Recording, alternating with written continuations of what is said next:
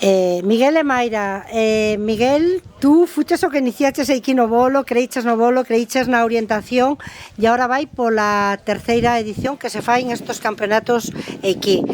Contanos un pouco por que creiches neste deporte que agora pues, está dando un montón de visitas, 200 personas, ni máis ni menos, neste. Pois é de origen militar, entón pois é un tipo de deporte no que tens que saber orientarte, non é só vir a correr por correr, senón tens que buscar os entresijos que prepara aí Pablo as balizas.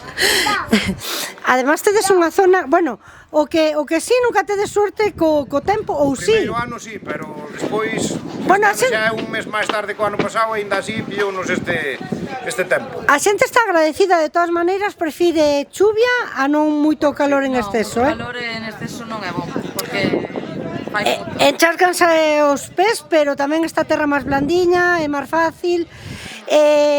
Miguel, tú dedicaste máis tamén a parte de deporte, en que estades agora? Que proxectos tedes para o bolo? Pois agora mesmo estamos é un proxecto que estamos aí con router de senderismo, un pouco de investigación arqueolóxica, e bueno, xa con pendientes aí tamén con que Alberto está levando aí un pouco o de arreglar unhas viviendas que temos aí. E do resto seguir que isto vaya máis, que ahora mesmo estamos competindo na Liga Galega en orientación e que se podemos mellorar, pois ao mellor nacional ou outros proxectos.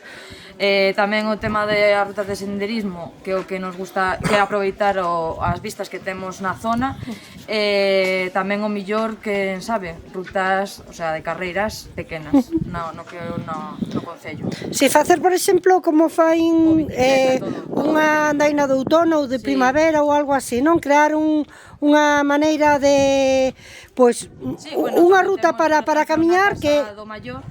que hai que darlle aí as gracias ao Adrián, que está fomentando a ruta ahora de... Como se chama a ruta que fai o Adrián ca xente maior? Como unha ruta saudable? Sí, sí. Para así, pues... Tamén tomou de base a orientación tamén, que o ano pasado el tamén correu, sí. E fora o curso e este ano xa montou algo por maiores que teñen por aí pistas escondidas. Ah, que bueno. A verdade é que a orientación é como moi chula. Eu o ano pasado sí que anduve máis, facía, ainda que estaba nublado, facía mellor tempo e disfrutan, non é? Ves que se volven como tolos encontrando esa baliza e bueno, é de... Esa experiencia é moi bonita. Sí. Pois moitas gracias, Miguel, moitas gracias, Mayra, por falarnos e porque o bolo siga participando activamente en estos proxectos. Grazas. Nada.